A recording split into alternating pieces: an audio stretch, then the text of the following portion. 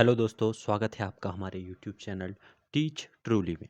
आज मैं आपके सामने रीजनिंग के 20 क्वेश्चन लेकर आया हूं जो प्रीवियस ईयर क्वेश्चन पेपर से लिए गए हैं, जो आपके अपकमिंग श्रीदेव सुमन और एचएनबी के बीएड एग्जाम में काम आने वाले हैं।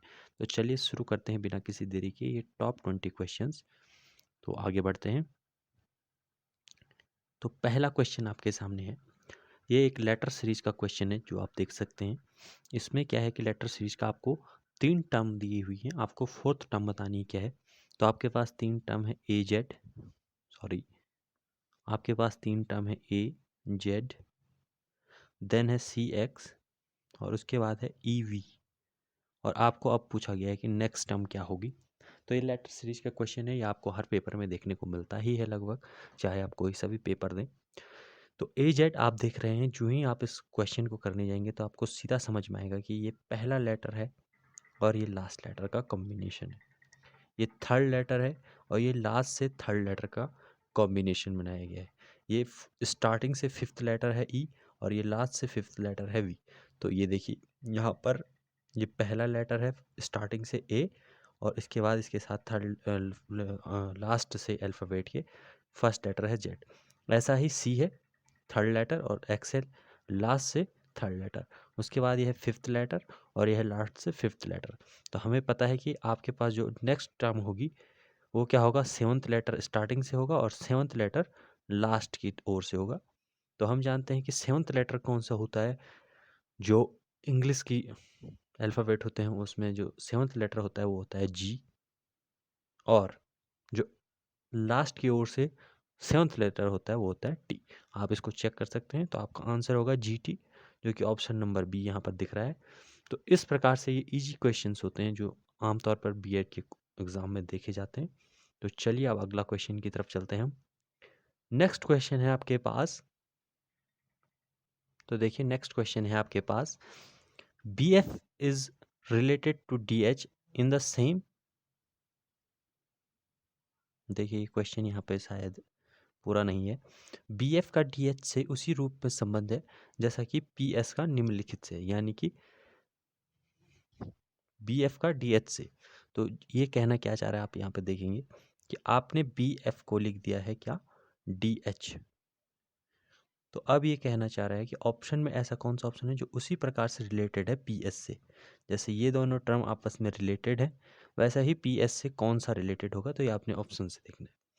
तो आप देख सकते हैं, आप क्या कीजिए ऐसे क्वेश्चन में, आप इन नंबर्स को इनके नंबर दे दीजिए इन अल्फ़ाबेट को। तो हम जानते हैं बी आता है 2 पे, थोड़ा कलर चेंज कर लेते हैं हम। तो बी आता है इंग्लिश के अल्फ़ाबेट में नंबर 2 पे और डी आता है 4 पे, यानी कि आप देख रहे हैं कि 2 का जंप हुआ है, +2 का जंप हो गया है।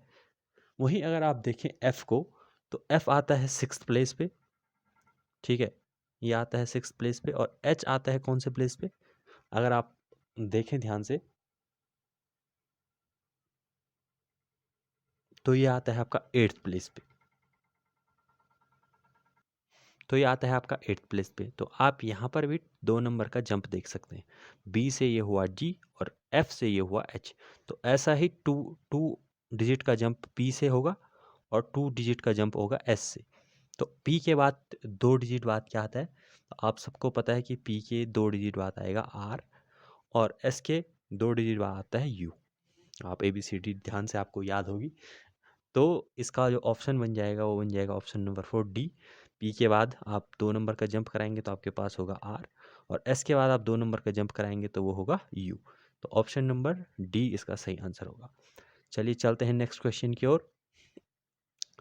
तो अगला क्वेश्चन आपकी तरफ आपके पास है कि यदि लाइट को आपने ग्लिट, एल, देख लीजिए आप क्वेश्चन क्या है, LIGHT, लाइट को आपने लिख दिया है क्या, इस प्रकार से आपने लिखा हुआ है। तो ये कहना चाह रहा है कि रेनी को आप क्या लिखेंगे। तो इन वाले क्वेश्चंस में भी बड़ा इजी होता है। देखिए इसमें कुछ नहीं, आपको अल्फ़ाबेट आगे पीछे करके दिए होते हैं। तो देखिए एल पहले प्लेस पे था, एल आप देख सकते हैं पहले प्लेस पे था, यहाँ से उठ के ये गया है तीसरे प्लेस पे। जी आई दूसरे और तीसरे प्लेस पे था, ये आए हैं पहले और दूसरे प्लेस पे, लेकिन ये चेंज होके आए हैं, जो इनका पोजीशन था वो इंटरचेंज हुआ है आपस में, यानी कि अदली बदली की गई है। और कुछ इसी प्रकार का आपका एच टी के साथ भी किया गया है। यहाँ पर भी ये दोनों टर्म हैं तो वहीं पे, लेकिन सिर्फ इनको इंटरचेंज कर दिया गया है। तो ऐसा ही कुछ अब हम इसमें भी करने की कोशिश करेंगे कि आप इनको किस तरीके से कर सकते हैं। तो देखिए, आर जो है वो यहाँ पे कुछ छूट गया है शायद लिखने में, ए यहाँ पे मिस हुआ है लिखने में, तो यहाँ पे ए लिख लेता हूँ मैं। ये ए है यहाँ पे, इसको पूरा दोबारा ही लिख लेते हैं। इसको पूरा दोबारा लिख लेता हूँ मैं। तो यहाँ पे देखिए, ये कुछ इस प्रकार से था, RAINY। तो इसी प्रकार से आपको इसको भी लिखना है। तो एल जो पहले प्लेस पे था, जैसे ऊपर वाले में आपको पता है, तो वो वहाँ से गया आपके पास तीसरे प्लेस पे। तो आप आर को यहाँ से उठाइए और तीसरे प्लेस पे लिख लीजिए। ये तीसरा प्लेस है मान के चलिए आपके पास। ये आपके पास 5 प्लेसेस हैं, तीसरे में हमने आर डाल दिया है। तो वैसे तो ऑप्शन में सिर्फ एक ही ऑप्शन में ऐसा दिया गया है, ऑप्शन नंबर ए में, जहाँ पर आर तीसरे प्लेस पे है और बाकी किसी में नहीं है। तो यहाँ से भी आपका सीधा आंसर बन जाएगा। लेकिन आप कंफर्म करना चाहें तो फिर आप आई ए को इंटरचेंज करके आई ए यहाँ हो जाएगा, और इन दोनों को इंटरचेंज करके आप वाई एन यहाँ लिख लेंगे। तो देखिए, वही आंसर नंबर 1 आपका आंसर हो गया है। तो चलिए नेक्स्ट क्वेश्चन की तरफ चलते हैं हम आज के। तो देखिए दोस्तों, नेक्स्ट क्वेश्चन आपके पास क्या है। आपको कहा गया है कि 1 to 5 को आपने लिखा है गो टू स्कूल, यहाँ पर आपके सामने है। 146 को आपने लिखा है स्टडी इन स्कूल, एंड 135 को आपने लिखा है रन टू स्कूल। तो इस टाइप के क्वेश्चन को कैसे होता है, यहाँ पर आपको कहा गया है कि ये किसी कोड भाषा में लिखा है। अब आपको पता करना है कि रन जो यहाँ पर अल्फ़ाबेट है, ये इसके लिए कौन सा कोड यूज हुआ है। तो यहाँ इस प्रकार के क्वेश्चन किस तरीके से करते हैं, हम क्या देखते हैं कि कौन से अल्फ़ाबेट या कौन से वर्ड और कौन से नंबर कॉमन आते हैं इन तीनों लाइन में, वहाँ से हम इनकी छँटनी शुरू करते हैं और फिर आंसर की तरफ बढ़ते हैं। देखिए कैसे मैं समझाता हूँ आपको।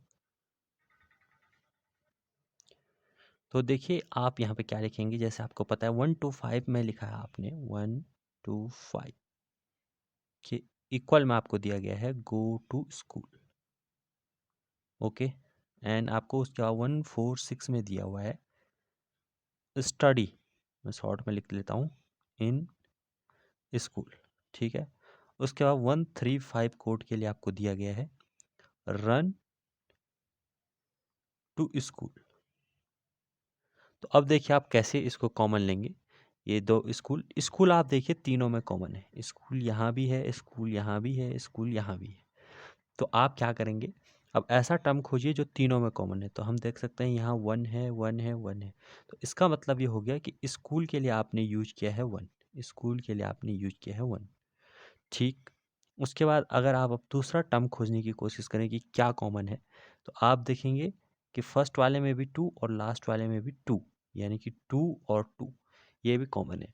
तो आप देखेंगे कि फर्स्ट और लास्ट में दोनों में यहाँ भी आगे कोई चीज़ टर्म कॉमन होगा। तो 5 आप देख सकते हैं, यहाँ भी 5 कॉमन है, यहाँ भी 5 कॉमन है। तो इसका मतलब है 5 के लिए 2 का यूज़ किया गया है, ठीक है। स्कूल हमने हटा दिया है और स्कूल के लिए हमने पता कर लिया है कि 1 है, 2 के हमको पता है कि 5 के लिए यूज़ हुआ है। और अब हमें जो क्वेश्चन में पूछा गया था कि रन के लिए आपको पता करना है कि रन कहाँ आएगा। तो आपको पता है रन केवल लास्ट वाले सेंटेंस में दिया गया है, रन टू स्कूल में। तो आपको इसमें 2 टर्म का पता चल चुका है कि एक आया है आपका स्कूल के लिए और 5 आया है आपका 2 के लिए। तो ऑब्वियस सी बात है जो 3 होगा वो आएगा आपका किसके लिए, रन के लिए। तो यहाँ पर जो 3 होगा, 3 यहाँ पे है, तो ये आएगा रन के लिए, क्योंकि बाकी दोनों का हम ढूंढ चुके हैं। तो इसी प्रकार से आपका जो आंसर हो जाएगा। तो उम्मीद करता हूँ आपको ये क्वेश्चन समझ में आया होगा और इसका आंसर हो जाएगा सी। अगले क्वेश्चन की ओर बढ़ते हैं। अगला क्वेश्चन हमारे पास है 55 और ये बहुत ही ज़्यादा पूछे जाने सवाल होते हैं हर पेपर में जहाँ भी रीजनिंग होती है। तो देखिए इसमें क्या करना होता है कि आपको क्वेश्चन में एक फिगर दिया होता है और आपको आंसर में ऐसी आकृति ढूंढनी होती है जिसमें क्वेश्चन फिगर हो। तो आपको इसमें ज़रा ध्यान से इस क्वेश्चन को अगर आप देखेंगे तो बड़ा ही आसान होता है, लोग इसको काफ़ी गलत करते हैं। लेकिन देखिए, तो आपको क्या करना है कि जो क्वेश्चन फिगर है उसको आंसर में कौन सा ऐसा इन चारों में से वो फिगर है जिसमें वो मिलेगा। तो इसका आंसर आप देखिए आपको निकालना होगा और इसका आंसर हो जाएगा, देखिए अगर आप इसका आंसर होगा वैसे ए, तो अब मैं बताता हूँ ए कैसे होगा। अगर आप ए में देखें तो जो क्वेश्चन के जो फिगर है या प्रश्न आकृति है वो उसमें उसकी सारी जो भी लाइनें हैं वो होंगी। देखिए स्ट्रेट वाली लाइन आपको दिख रही होगी, ये स्ट्रेट लाइन है, ये वाली लाइन आपको दिख रही है। बाकी जो इसके चारों ओर ये स्क्वायर टाइप का ये भी इसमें बन रहा है और बाहर से ये भी बन रहा है। बाकी अगर आप और किसी में भी देखें, ये फिगर बहुत ही ख़राब बन गया, लेकिन आप बाकी और किसी में भी देखें तो ये आकृति पूरी तरीके से बन नहीं रही है। अगर आप बी वाले में देखें, देखिए अगर आप बी वाले में देखें तो आपको ये स्ट्रेट लाइन जो ऊपर से आ रही है वो मिस दिखेगी और जो यहाँ क्रॉस हो रही है वो मिस दिखेगी। अगर हम सी वाले की बात करें तो यहाँ ये बीच में मिस कर रहा है लाइन को, और अगर डी वाले की बात करें तो ये वाली लाइन इसको मिस कर रही है। लेकिन इस वाले फिगर में सारी लाइनें आपको दिखेंगी जो वहाँ है। चलते हैं अगले क्वेश्चन की तरफ। तो चलिए आज का क्वेश्चन नंबर 6 की तरफ हम बढ़ते हैं। ये भी फिगर वाला क्वेश्चन है। यहाँ पर भी आपको ये देखना है कि जो फोर्थ इसका प्लेस है, जो स्क्वायर के अंदर चौथा भाग छूटा हुआ है, यहाँ पर कौन सी आकृति आ सकती है इन चारों में से।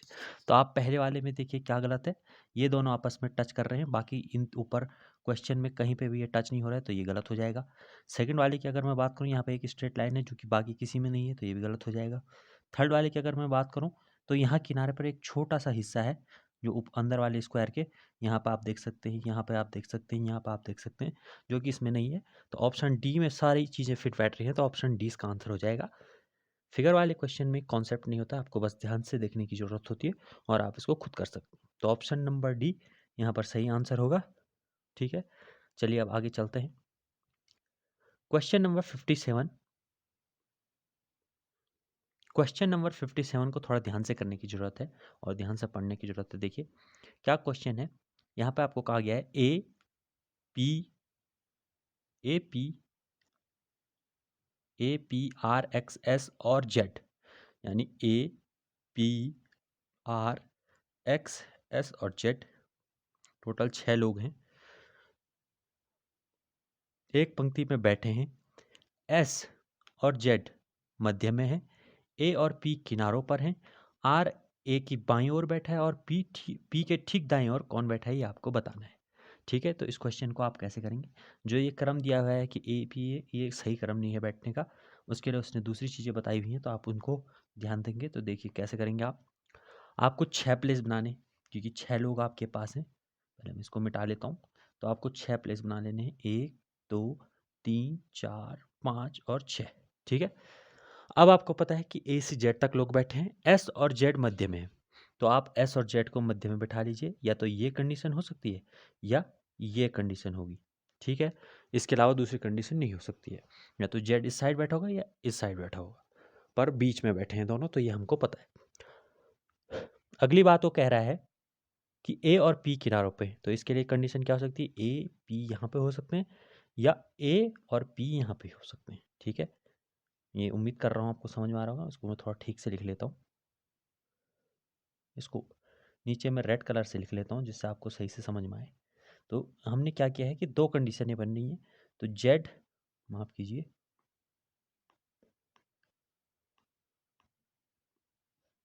जेड और एस ऐसे, और यहाँ पे ए और पी दोनों हो सकते हैं। ठीक है, किनारों पर बैठे हैं तो कोई से भी किनारे पे कोई हो सकता है, तो हम इस तरीके से करेंगे और आगे चलते हैं।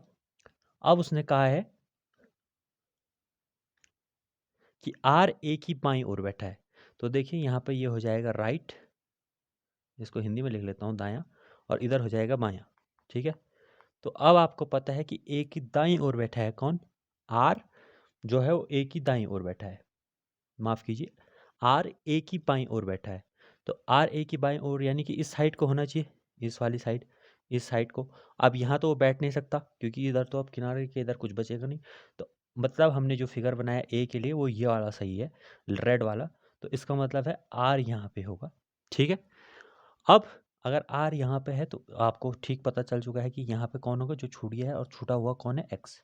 तो एक्स आ जाएगा यहाँ पे, और ये किसके बगल में है, तो यही पूछा भी है कि पी के ठीक दाईं ओर कौन है, तो पी के ठीक दाईं ओर है एक्स। तो आपको दोनों कंडीशनें हमेशा बनाकर लेके चलनी पड़ती होंगी। ये क्वेश्चन ईजी था इसलिए तुरंत हो गया, नहीं तो अगर आप टफ क्वेश्चन की ओर जाएंगे तो ये थोड़ा अप लेवल के भी आ सकते हैं। ठीक है, अब बढ़ते हैं आगे की ओर। तो यहाँ पर इसका आंसर हो जाएगा ऑप्शन नंबर बी। ये ध्यान रखिएगा, ऑप्शन नंबर बी इसका आंसर हो जाएगा ये। ठीक है, आगे बढ़ते हैं। अब क्वेश्चन नंबर है 58। तो ये ब्लड रिलेशन का क्वेश्चन आप देख पा रहे होंगे आपके सामने है। तो ब्लड रिलेशन में क्या है, यदि पी पति है क्यू का और आर माता है एस की तथा क्यू की, सॉरी, यदि पी पति है क्यू का और आर माता है एस तथा क्यू की, तो आर और पी का संबंध देखना है। तो इस क्वेश्चन के माध्यम से मैं आपको एक चीज़ और बता देता हूँ कि कभी भी अगर आपके पास ऐसा बड़ा फिगर है, तो छोटा क्वेश्चन है आता है, तो आप कुछ जो आपके बनाने का तरीका है उसको फिक्स कर सकते हैं। क्या मतलब है मेरा इससे, मेरा मतलब है जैसे आप मेल के लिए आप स्क्वायर बना सकते हैं जब भी आपको मेल दिखाना हो।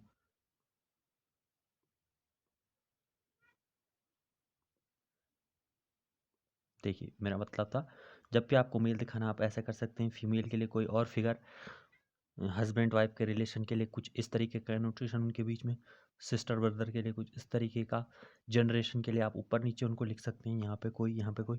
तो इससे क्या होता है कि अगर क्वेश्चन बड़ा भी आ जाए तो आप उसमें आपकी गलती होने के चांसेस कम हो जाते हैं, बजाय इसके कि लोग उसको बेतुके ढंग से करने लगते हैं। ठीक है, तो ये तो एक छोटा सा क्वेश्चन है।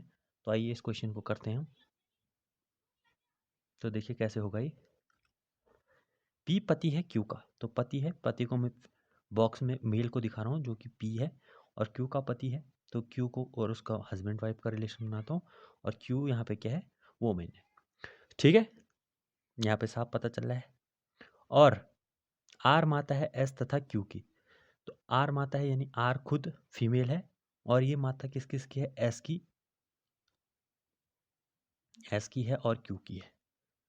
ठीक है, तो क्यू, क्यू का हमको अभी जेंडर पता नहीं है, जेंडर पता है सॉरी, क्यू पी की वाइफ है।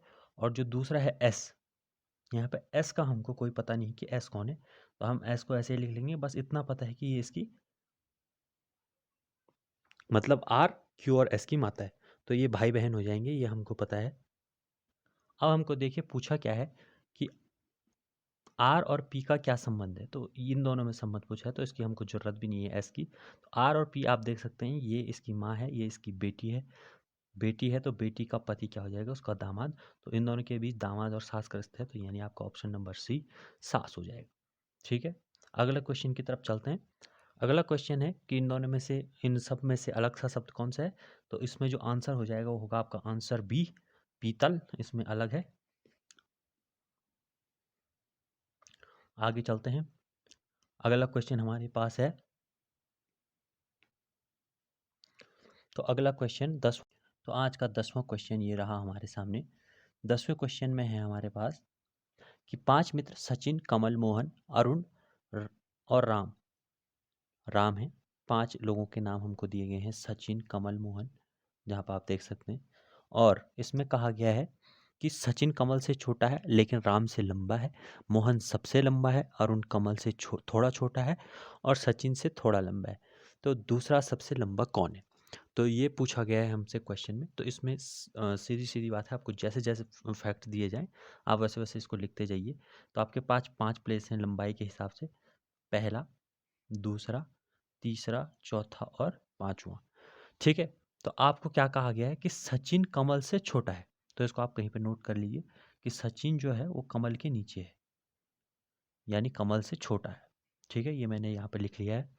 उसके बाद आपको कहा गया है कि लेकिन राम से लंबा है।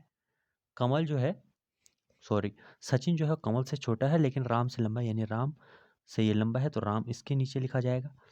ठीक, आपको 3 लोगों की लंबाई का क्रम पता चल गया है। मोहन सबसे लंबा है, यानी अब आप मोहन को सीधे यहीं लिख दीजिए, फाइनल कर दीजिए, क्योंकि मोहन तो सबसे लंबा है, आपने उसको फर्स्ट प्लेस पे डाल दिया। अरुण कमल से थोड़ा छोटा है, देखिए, और सचिन से थोड़ा बड़ा है। तो अरुण क्या होगा, इन दोनों के बीच में कहीं आएगा। कमल आपके पास यहाँ पे है, सचिन यहाँ पे है, वो कमल से थोड़ा छोटा और सचिन से थोड़ा बड़ा है, यानी ये इन दोनों के बीच में, और इन दोनों के बीच में कौन है, अरुण है। तो ठीक है, और आपको कहा गया है तो दूसरा सबसे लंबा कौन है, तो आपको पता चल गया है आपकी के यहाँ पे होगा, उसके बाद ए होगा, उसके बाद एस होगा, और उसके बाद आर होगा। तो के दूसरा सबसे लंबा व्यक्ति है, तो यानी कमल, ऑप्शन नंबर सी सही हो जाएगा।